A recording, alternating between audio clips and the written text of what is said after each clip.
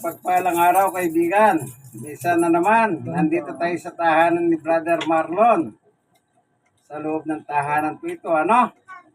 Ngayon, tignan natin. Ayan. Iyan mo kasi nakaubad siya. Ay. Sandali. Nagiginig. Yan. Ayun. Uy! Ano? Bakit kanina mo pati nabili? Ayun. Dalawang bata ron. Ayun. Ayun yung isa. Ay.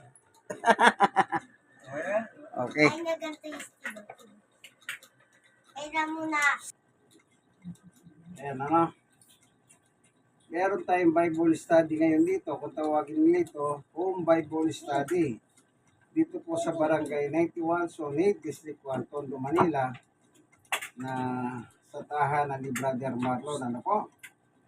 Ang ating papaksay is about Christmas. Merry Christmas! Alam niyo po, ang Pasko, kung ayaw niyo mag-celebrate ng Pasko, wala naman po akong problema ron. Pero ako, may Pasko. Pag may Pasko, ibig sabihin, may ano po. Sa iba, sabi nila, ang Pasko, kailangan merong bagong damit, bagong lahat. Pag walang bago, walang Pasko. Di po ba ganon? Traditionally, yan po ang umiiral ngayon. Naalala ko nung araw, meron ko kasama sa trabaho.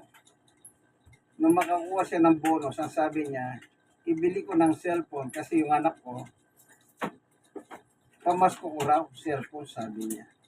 Kaya yung nakuha niyang bonus, barat yung check, binigyan ng 8,000. So, binili niya lang ng cellphone yun para sa kanyang anak. Para merong Pasko. Yun ang konting kwento ni Hermie. Okay? Pray tayo. Salamat, Panginoon. Samahan mo po kami sa aming Home Bible Study. Buksan ang puso at isip ng mga tao upang sa ganon lahat kami maginabang sa iyong salita. Ang iyong salita ay pagkain sa aming kaluluwa. Salamat po sa ngalan ni Jesus. Amen. Sabi nila, walang Pasko. Meron pong Pasko. Sabi ko nga, tumingin ka lang sa paligid mo. Ang dami mo na makikita mga Christmas light. Yan ay mga simbolo ng Pasko. Ayan. Ayun, ang inaanap nila, wala daw po sa Biblia ng Pasko. Hindi sila nagdiriwang. Pero yung pangyayari o yung event, meron po sa Biblia. Ito po, babasahin ko. Dito po sa Lucas chapter 2, doon may mga pastor na nasa parang na nagbabantay ng kanilang mga tupa ng gabi ngayon, 9. At tumayo sa harapan nila ang isang anghel ng Panginoon at nagliwanag sa kapaligiran nila ang kalwalatian ng Panginoon. Kita niyo po, nagliwanag ng kalwalatian ng Panginoon. Ganon na lamang ang kanilang pagkatakot. Yes, ngunit sinabi sa kanila ng anghel, huwag kayong matakot, ako may dalang magandang balita na para sa inyo na magdudulot ng malaking kagalakan sa lahat ng tao. O hindi po ba pagpapasko, hindi ba masaya ang tao? O sabihin nyo walang Pasko. Dito sa Biblia nakalagay daw ang sabi ng anghel, magdudulot ng malaking kagalakan sa lahat ng tao. Kayo na lang po ang hindi nagagalak eh. Kayong mga hindi naniniwala. Pero ako, masaya ako. Bakit? Naniniwala ako na may Pasko. Sunod. Isinilang sa inyo ngayon sa bayan ni David ang tagapagligtas, ang Kristong Panginoon. O, kita nyo po. Ano ang magandang balita ng anghel? Meron pong ipinanganak na tagapagligtas. Sino po yon? Ang Kristong Panginoon. Yan ang mensahe ng Pasko. About salvation. Kung wala pong Pasko, walang kaligtasan. O paano ngayon? Kung isasabihin nyo po walang Pasko, paano ngayon? Paano kayo? Di wala kayong tagapagligtas. Kaya ang ibig sabihin ng Pasko, salvation. Hindi ako may sabi ha. Binasa ko lang po yung sinabi ng anghel ng Panginoon na magbibigay, magdudulot ng malaking kagalakan sa mga tao. Kaya ako, masaya po ako dahil mayroong salvation na ibinigay ang Diyos sa atin. At walang iba po kundi si Jesus. Ano po? Ang papel po ni Jesus ay tagapagligtas. Ngayon, sino ililigtas niya? Yung po taong makasalanan. Sino yon? Di lahat tayo, makasalanan tayo. Kaya ako, nagagalak ako. Kasi meron akong tagapagligtas. Ngayon, kung hindi kayo naniniwala sa Pasko, buhay nyo po yan. Hindi ko naman buhay yan. Kung walang Pasko, walang tagapagligtas. Tuloy natin. Ito ang inyong palatandaan. Matatagpuan ninyo ang isang sanggol na nakabalot ng lampin at nakahiga sa isang sabsaban.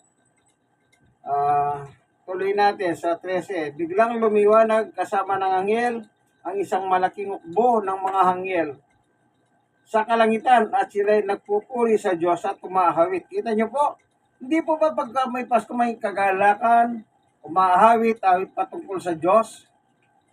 Ito yung mga anghel, umawit po sila. Anong kinakanta nila? Anong kinakanta nila yung mga anghel? Mga hawitin pamasko, nagdudulot ng malaking kagalakan. Yun po. Ngayon, sabi nyo, walang caroling. Meron. Alam nyo po ba kung anong ibig sabihin ng carol? Caroling, root word niya is carol. Pag binasa mo sa dictionary kung anong ibig sabihin ng carol, ay awitin patungkol sa Diyos. Kaya nagsiyawit ang mga anghel. Kaya, kayo na lang po hindi naniniwala na walang Pasko. Meron po. Kaya yung mga hawitin pamasko, napakagandang pakinggan. It's about salvation. It's about Jesus. Di po ba ganon? Anong nakalagay doon? Joy to the world, the Lord is come. O, kita nyo? Joy to the world, the Lord is come. Nang ipinanganak po si Jesus, dumating ang malaking kagalakan. Eto, nakasulat. Pagkatapos sasabihin nyo, walang Pasko. Meron pong Pasko, kanya lang, ayaw nyo lang tanggapin ang katotohanan ito. Ano po? Sa kasi, nang makahalis na ang anghel, nagbalik sa langit. Kita nyo po. Naggaling sila sa langit, bumaba lang dito para umawit. At sila ay bumalik na sa langit. Ang mga pastol ay nag-usap-usap. Tayo na sa Bethlehem. Tignan natin ang pangyayaring ito na ibinalita sa atin ng Panginoon. 16. Nagmamadali silang pumunta roon at natagpuan nila sina Maria Jose na naroon ang sanggol na nakahiga sa sabsaban. Kaya eto lang nakakita na ba na kayo ng Belen? Kayo Brother Marlon, nakakita na ba kayo ng Belen? Belen? Pag Pasko, yung may mga Belen, Ang makikita mo sa Belen, merong 3 hari. Hindi ganun ang totoong Belen. Ito, walang 3 hari dito. 2 pa lang. Ewan ko saan nila nakuha yung 3 hari at saka yung 2 pa pinagsama. Ito nakalagay, babasahin ko. Anong sabi niya ron?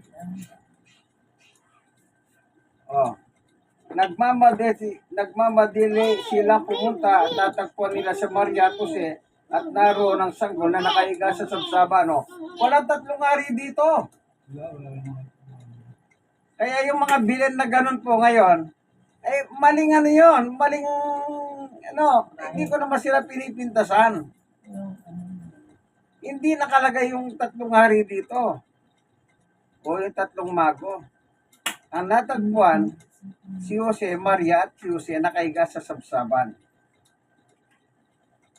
17, nang makita ng pastolang singgol, isinalaysay nila, sinabi ng anghel sa dito, 18, na mga ang lahat at nakarinig sa sinabi ng pastol. 19, tinandahan ni Maria ang bagay nito at ito'y kanyang pinagbulay-bulay. 20, umalis ang mga pastol na nagpupuri sa Diyos, Amen, at nagpapahayag ng kanyang kadakilahan. Dahil sa lahat ng narinig nila at nakita ayos sa sinabi sa kanila ng anghel. Nagdala ng malaking kagalakan. Bakit? Tagapagligtas eh. Kayo, alimbawa kayo po, eto alimbawa, meron kayong kaso sa korte at alam ninyo, matatagilid ang lagay ninyo sa korte. Pagkatapos may dumating na magaling na abogado at sasabihin, hindi ka na maano, ako nang bahala. Hindi ba masaya kayo? Halimbawa, ang predict sa'yo, ang pag sinintesihan ka ng gobyerno, kamatayan. Pero biglang may dumating na abogado na magaling, nakita niya ang kaso mo, anong sabi ng abogado? Ay, hindi ka bibitayin, hindi ka mamamatay. Hindi ba masaya ka? Parang ganun din po. Walang kamalay-malay itong mga pastor na dumating yung anghel ng Panginoon, nagsabi na may tagapagligtas na isisilang na walang iba kundi ang ating Panginoong Jesucristo sa panahon nila. Kaya sabi nila, ayan, anong sabi? Nung makita nila ang anghel, ay na sila Jesus, saka yung si Maria Jose, umalis ang mga pastor na nagpupuri sa Diyos. Kita nyo po. At nagpapahayag ng kanyang kadakilahan dahil sa lahat ng narinig nila at nakita ayon sa sinasabi sa kanila ng anghel. Di ba napakaganda? Yun, nagbunga ng kagalakan. Kaya sabi ng anghel, may dalang malaking kagalakan nasa sa mga tao. Ngayon, dahil kayo po, hindi kayo naniniwala sa Pasko, siyempre hindi kayo nagagalak. Pero kung ako ang paniniwalaan nyo sa Biblia hindi binabasa ko. Dapat tayong magalak. Bakit? Naniniwala kayo tagapagligtas si Jesus, pero hindi naman kayo naniniwala sa Pasko. Ang ibig lang sabihin po ng Pasko, Christ birth. Kung walang Christ birth, walang Pasko. Walang kagalakan, walang kaligtasan. Kaya ang ang aking opinion, pag sinabi mong wala kang Pasko, wala kang tagapagligtas. Yun lang yung kasimple. Bakit? Kaya nga po ang Christmas means Savior. Tagapagligtas. Sino? Ang Kristo, ang Panginoon. Ayon sa anghel. Tingnan naman natin si Juan. Nung nangangaral na po si Jesus dito sa mundo natin, sa libro ni Juan, ito po, chapter 1, verse 29. Anong sabi? Kinabukasan, nakita ni Juan si Jesus na lumalapit sa kanya at sinabi, tingnan ninyo, siya ang kordero ng Diyos na nag-ahalis ng kasalanan nasa libutan. Ano si Jesus? Kordero ng Diyos. Alam niyo po ba kung ano yung kordero? Yan ay isang ayop. Kordero. Kasi po, ang inaandog nila noon para mapatawad ang kasalanan nila ay mga hayop. Pero, hindi na po ginalugdan ng Diyos ang andog na hayop. Kaya iniandog po si Jesus. Kaya tinatawag siyang kordero ng Diyos na ano daw siya? Basahin ko muli 1:29 ng John. Kinabukasan, nakita ni Juan si Jesus na lumalapit sa kanya. lumalapit sa kanya. Sinabi niya, tignan ninyo siya, ang kordero ng Diyos na nag-aalis ng kasalanan ng sanlibutan. Sino nag-aalis? Hindi atin yun. Pamigay mo kami. Sino nag-aalis ng kasalanan? Hindi lang atin. Jesus.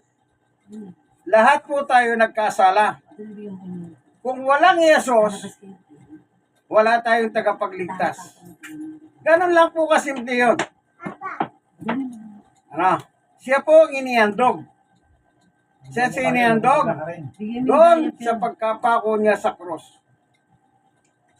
Kung walang Yesus na pinanganak, walang ipapako sa krus at walang tutubos sa ating mga kasalanan. Lahat po tayo makasalanan. Tandaan niyo yan, ha? Walang hindi nagkasala sa atin. Hindi tayo pwede magsumbong. Ikaw, ganito kasi ang ugali mo. Ikaw, ganito ka. Ang tanong, sino ka naman? Hindi mo pwede sabihin, ay, itong kapitbahay ko, marites ito. Ang tanong, sino ka naman? Hindi ka pwede magsabi ng laban sa iyong kapwa. Itong kapwa mo, ay ganito yan, ganito yan. Kasi, pantay-pantay lang tayo sa Diyos at lahat naman tayo ay nagkasala. So, lahat tayo nangangailangan ng ating tagapagligtas. Mismo si Maria na nagdalang tao kay Jesus, ang sabi niya ay ganito po. Basahin ko po, sa Lucas 1:46 at 47. At sinabi ni Maria, ang puso ko'y nagpupuri sa Panginoon at ang aking espiritu'y nagagalak sa Diyos na aking tagapagligtas. Kita niyo po, sino si Maria? Siya po ang nagsilang, siyang nagdalang tao sa tagapagligtas na si Jesus. Pero, hindi ibig sabihin, absuelto na si Maria. Siya rin mismo ang sabi niya, nagagalak ang puso ko sa Panginoon na tagapagligtas. Nagagalak siya. Yun ang sinabi ng anghel, magdadala ng malaking kagalakan sa lahat ng tao. Ako rin nagagalak din ako. At yung mga pastor lang sabi nila, galak na galak sila abang sila'y umaalis nang makita ang sanggol kasama ni Maria at Jose. Hindi po ba? Hindi ba kayo dapat magalak niya na mayroong isinilang na tagapagligtas? Ang problema, saka lang kayo magagalak kung may bagong damit, bagong sapatos, bagong cellphone, at bagong asawa. Ganun ba yun? Pati asawa bago. Hindi ko kasali yun, mga ano lang po yun. Ano? Traditionally, gusto ng tao puro bago. Ako kinalagyan ko po yan Pag dumarating ang Pasko, lahat ng isusot ko bago. Bakit? Yun ang tradisyon ng Pasko. Pero nung lumaki na po ako, hindi po pala gano'n. Ang Pasko pala ay kagalakan. Hindi ka nagagalak dahil bagong damit mo, so forth and so on. Nagagalak ka dahil meron tagapagligtas na ipinanganak ni Maria. Walang iba kundi ang ating Panginoon, si Kristo, si Yeso Kristo. Kaya kaibigan, isa lang ang kailangan. Lahat tayo nagkasala. Anong dapat natin gawin? Isuko ang buhay natin kay Jesus. Sapagkat siya lang ang pwedeng mag-alis ng ating kasalanan. Meron pa pong katibayan sa Biblia na si Jesus lang ang tagapag-alis ng kasalanan. Kung tayo lang po, tayong mga tao, kahit na mayaman po tayo, hindi naman po sapat kung may pera kayo. Hindi, wala. Walang perang involved pagdating sa kaligtasan, sa kapatawaran ng kasalanan. Tignan niyo po nakalagay sa Biblia. Babasahin ko. Sa 26 ng Gawa, ayon kay San Pablo. Dito ko po sisimulan sa verse 12. Yan ang layunin ng pagpunta ko sa Damasco taglay ang kapangyarihan paintulot ng mga punong pare. 13. Nang magtatangaling tapat habang kami naglalakad, nakita ko, Haring Agripa, ang isang nakakasilaw na liwanag mula sa langit. Ito'y maliwanag pa kaysa araw. Totoong nakakasilaw ang liwanag. Sa paligid namin magkakasama. 14. Kaming lahat ay natumba sa lupa at narinig ko ang isang tinig na nagsasabi sa akin sa wikang Hebreo, Saulo, Saulo, bakit mo ako pinag-uusig? Sinasaktan mo ang iyong sarili sa ginagawa mong yan para mong sinisipa ang matulis na bagay. At tinanong ko siya, sino po kayo, Panginoon? At kanya sinabi, ako si Jesus na iyong inuusig. 16. Tumayo ka, nagpakita ako sa iyo upang italaga ka bilang aking lingkod at magpapatotoo tungkol sa mga nakita mo ngayon at sa mga ipakikita ko pa sa iyo. 17. Hililigtas kita mula sa mga kababayan mong mga Hudyo at gayon din sa mga hentil kung saan kita isusugo. Ang hentil po, tayong mga Pilipino, hentil tayo hindi tayo Hudyo. 18. Himumulat mo ang kanilang mga mata, ibabalik sila sa kaliwanagan mula sa kadiliman, ililigtas sila sa kapangyarihan ni Satanas pabalik sa Diyos. Ito na po. At sa pamamagitan ng pananampalataya nila sa akin, sabi ni Jesus, sila'y patatawarin sa kanilang mga kasalanan at mabibigyan ng lugar kasama ng mga gitaong ginawang banal ng Diyos. So, kita nyo? Sa pamamagitan ng kanilang pananampalataya sa akin, sabi ni Jesus, patatawarin sila sa kanilang kasalanan. Kaya kung walang Pasko, di walang Jesus na pinanganak. Kung walang Jesus na pinanganak, sino magpapatawad sa iyo, kaibigan? Sino magpapatawad sa akin? Sino magpapatawad sa lahat? Sige nga, isipin mo. Kaya mo ba?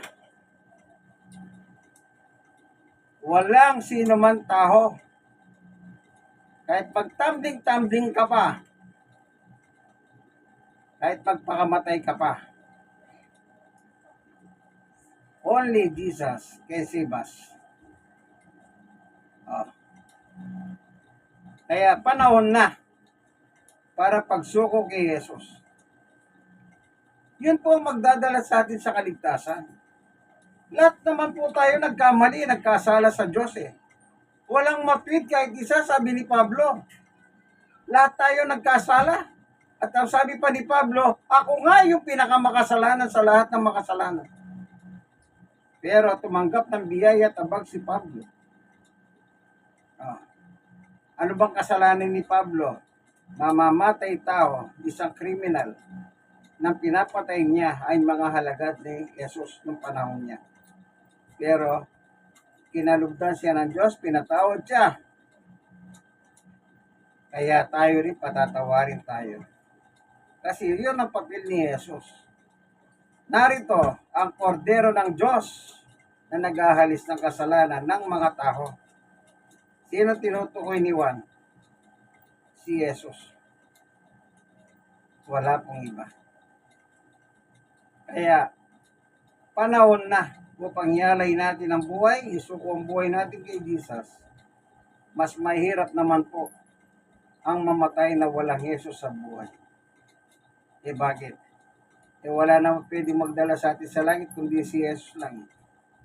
Naalala niyo ba yung sulat niya? Basahin ko, baka hindi niyo naalala. O kung meron po kayong Biblia, basahin niyo po. Ang ginagamit kong Biblia ngayon, Poimen, ang Biblia ng mga pastor. Kung meron po kayong Biblia ganito, sundan niyo ako. Ano nakalagay doon sa 14 ng 1? Ano sabi ni Jesus? Sumagot si Jesus, ako ang dahan, ang katotohanan at ang buhay, walang makakapunta sa Ama kundi sa pamamagitan ko. Walang makakapunta, sabi ni Jesus, kundi sa pamamagitan ko. Kung ayaw mo kay Jesus, paano yan? Ayaw mo sa Pasko, di lalo ng paano yan? Ang mahirap, wala nga kayong Pasko, pero mahilig kayong makipamasko. Yun lang. Narinig yung sagot ni Brother Marlon? Yun lang. Puro pakinabang gusto. Sabi ng iba, ang lakas pa kumain yan. Oh, namas ko na, nakikain pa. Gusto, meron pa silang take out. Wala pang Pasko yun. Oh, walang Pasko yan. Pero may Pasko. Yun po yung malubhang kalagayan ng tao. Ako lagi ko sinasabi, sige, patunayan nyo kung walang Pasko sa inyo. Huwag kayong tatanggap anumang regalong involved sa Christmas. Tignan ko lang kung di kayo mamatay sa inggit. Inirap ko lang po yung mamatay kayo sa inggit sa isang gusto kong malo sa politika nung araw.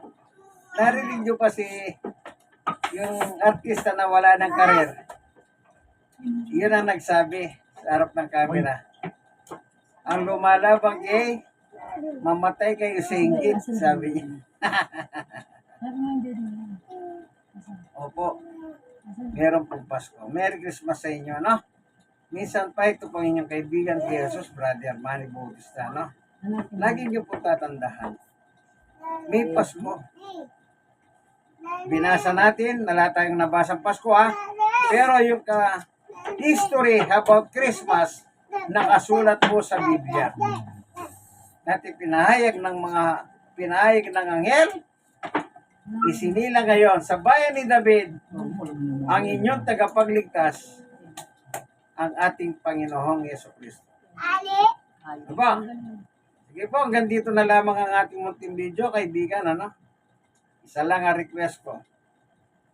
Like. I-like nyo po ito. Then, mag-share kayo. Kayong mga na-sharean, mag-share din po kayo sa iba. Ano? Kung gusto nyo mag-comment naman, di mag-comment kayo. Pero wag nyo lang po akong mumurahin. Bakit? Kasi pag minuran nyo ako, ibig sabihin, yan ang natutuhan ninyo sa inyong mga magulang at yan din ang natutuhan ninyo sa inyong mga relihiyon. Na kapag hindi nyo gusto, mumurahin ninyo yung nagbabahagi ng salita ng Diyos gaya ko. Di po ba?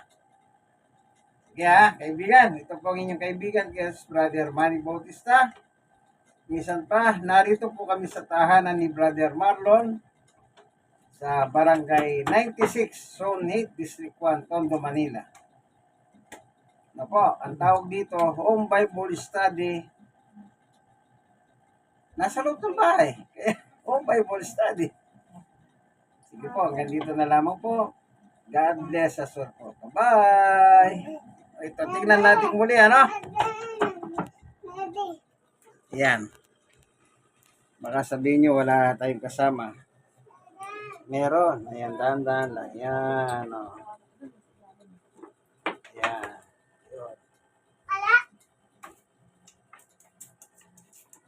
May kasama po ako dito. Baka akala nyo wala akong kasama. Meron po, ano? Pamilya po ni Brother Marlon yan, ano? Sige po. God bless us all po.